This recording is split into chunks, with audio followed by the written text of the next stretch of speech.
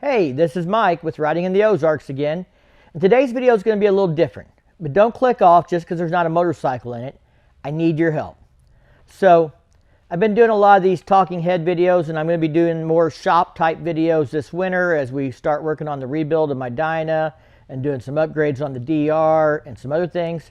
So, I've had a problem with some of my videos. There's been some popping noise in there and stuff, and I want to kind of talk about how I record and a new mic setup I'm going to get, and I want to know your guys' opinion. Audio is really an important factor on YouTube. I mean, it's a video, but everybody would think, video is the most important thing. But people will put up with it being a little out of focus or jumping around a little bit, but if they can't hear what you're saying or can't understand you or it sounds like crap, they'll click off. I mean, everybody says audio is important. I think it makes a big difference in the video as well. So we're trying to up our audio here today. Now, normally when I do these videos, how I'm actually recording the audio right now is a little lavalier mic up here. I just touched it, it's probably going to pop. And then I have that lavalier mic hooked up to a Tascam DR-05. Now, you might wonder why I'm doing it this way. Well, there's a Rode microphone hooked up to my Canon M50 that I'm shooting this with. So I have a shotgun mic on top of it, and it's about 4 or 5 feet away right now. But I'm in a big, large, open space in a shop. And when I use that mic and I don't use this, I get a lot of echo, and the pitch is a lot higher. So you probably can tell that now because I've switched the audio over to the mic on the camera instead of the lavalier. Now, this thing is a little bit of a pain in the butt. It's a little bulky to put in your pocket. I've got to use an adapter in here. Sometimes if this isn't just quite right, it doesn't record or it pops or something else. I got to be real careful with it. Partially it's because I'm using a TRRS capable mic, the Purple Panda, so I have to use a TRRS to TRS adapter to do this. So that adds another inch in there. It's another connection, another thing that can go wrong. So here's what we're going to test out today and see if we can improve the audio in my videos. This is a Movo WMX-1 wireless dual lavalier mic system. So in here are 2 transmitters and a receiver. I'm hoping I can hook the receiver up to the camera, carry a transmitter on me, put a transmitter on someone else. So if I do a kind of interview style video, or me and April are doing a video together, we can each have a lavalier mic and improve the audio and have 2 people in the video that sound good. And I could walk around the shop and do things and not have to worry about this thing popping and cracking. So let's do a test. All right, I'm now running the Movo wireless mic system. It's real simple. I mean, the thing's paired up as soon as I turned them on. I didn't have to do anything special besides put batteries in them and turn them on. Follow the instructions on which cables go to what kind of devices. It comes with TRS cables and TRRS cables depending upon whether you're recording with a smartphone or tablet or like a camera. So, right cables, turn them on, the lights come on, everything says they're paired. So we should be recording with the Movos. But just in case they're not working, I do still have the Purple Panda running with the Tascam DR05. We're going to switch over to this audio and see how it compares to this audio, which is the Movo, and the Tascam, and the Movo. Alright guys, we're going to do a little range test. So I'm going to turn around and walk, and we'll put this in fast forward. Alright, here we should be about 60 feet.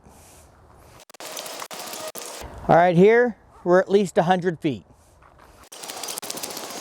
Alright, here we're at 150 feet. Alright, now we're at 200 feet.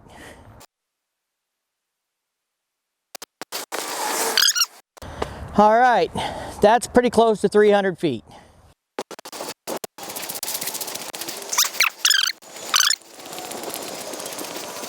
All right, about 100 feet. How we doing? All right, well, hopefully that all turned out. It's kind of windy today. I don't know if we're gonna have any extra noise from the lavalier rubbing on my beard or my jacket or anything else. I'll show you how I've got this hooked up here. So, let me bring this focus in. It's clipped right there on the outside of my hoodie.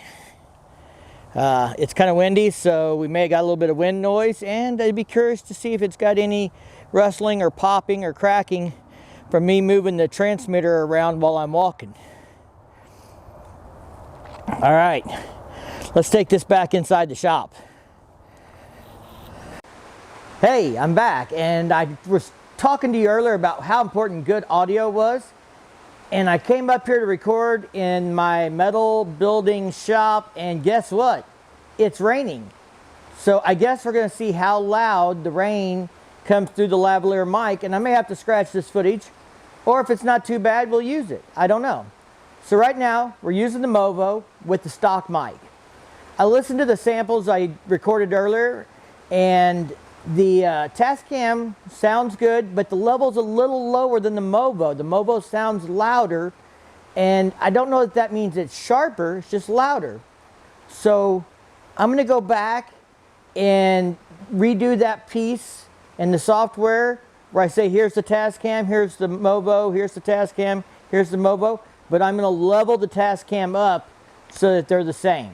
And then we'll see how that sounds. We're gonna switch over to this audio and see how it compares to this audio, which is the Movo, and the Tascam, and the Movo. All right, guys, I decided to do this test at home where I have several different mics because I want to test if the quality changes on this Movo from a $40 Purple Panda, from the stock Movo mic, to a $20 Sony ECM mic, to a $10 Slint mic. So I don't want to be spending 40 bucks on a Purple Panda to find out that it sounds just fine with the $11 mic or with the stock mic. Or if the Sony's a little better for 20, then yeah, but don't spend 40 for the Purple Panda. I've used the Purple Panda. I'm not unhappy with it, but I think the popping and cracking I'm getting is either from the adapter or from the mic itself.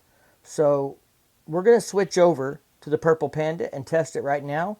I've been using the Movo stock mic for this part of the video. All right, I think I've discovered that I've got a bad connection in the cable of the Purple Panda, and that's the squelching and popping when it moves a certain way. When I was doing some of this testing tonight, I had no audio from the Purple Panda whatsoever. Right now, I think I do, but I'm holding this in a very specific way to make sure I don't have popping and squelching, but yet I still have audio. So this should give you an idea what the Purple Panda sounds like, but I think I'm going to have to retire it. So if it doesn't sound better than all these other mics, I'm not going to be buying another one. We'll let you know at the end of the video what I think. Alright, we're back.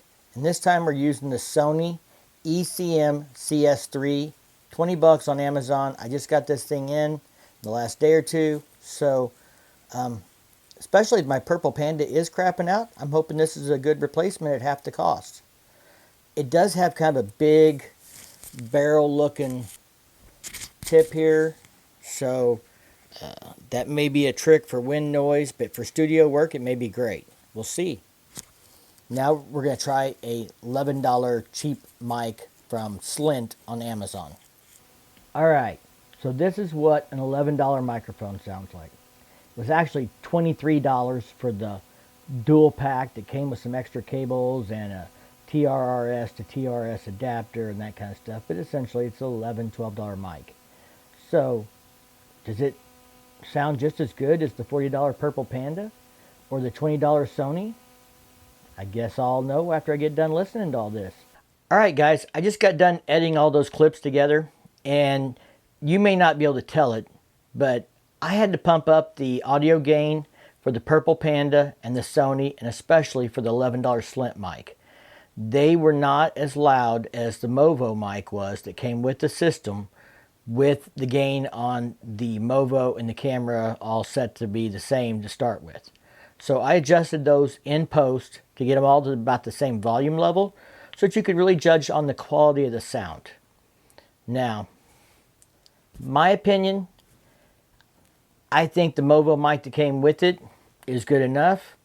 I think the Purple Panda sounds good. I think the Sony sounds good enough. I mean, I didn't hear much of a difference between those three, really. Maybe the Purple Panda is a hair better, but at $40, I'm not going to go out and buy another one when the Movo came with two mics that I think are good enough, and the Sony was pretty good for $20. No, I wouldn't use the $11 mic. That's going back on the shelf for in case of emergencies. As far as the Movo wireless duo lavalier mic system, I'm impressed with it. I'm definitely keeping it. I'm going to be using it for my shop videos so that me and April can both have a mic when we're working on the bike in the shop and things like that, and you'll have good audio to hear us.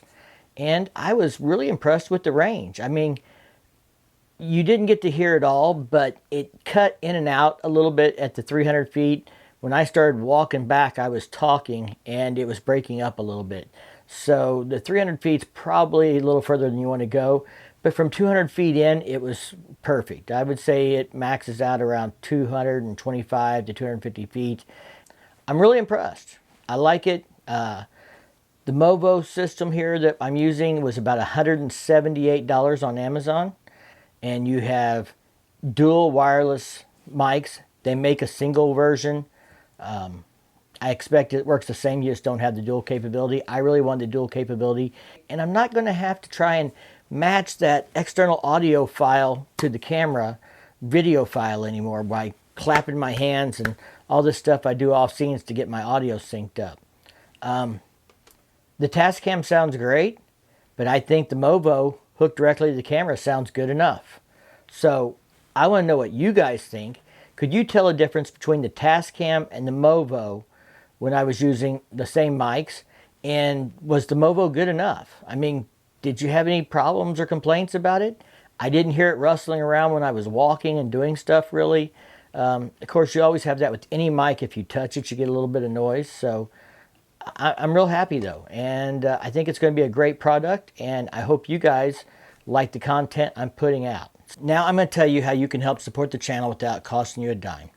Even if you're not interested in buying this microphone or any of the other equipment I use, there's links to it for Amazon down below. So if you shop on Amazon and you click one of my links and you go buy dog food, I'll still get a small commission off that purchase, and it doesn't cost you anything, and you'll help support the channel. So if you like the content I'm putting out and you want to help support the channel for free and you shop on Amazon, all you gotta do is click the link before you go shopping. All right, if you like this video, give it a big thumbs up. If you do that YouTube thing, check out the content on my channel. And if you dig it, hit that subscribe button down below. Don't forget to ring that bell to be notified the next time I drop a new video.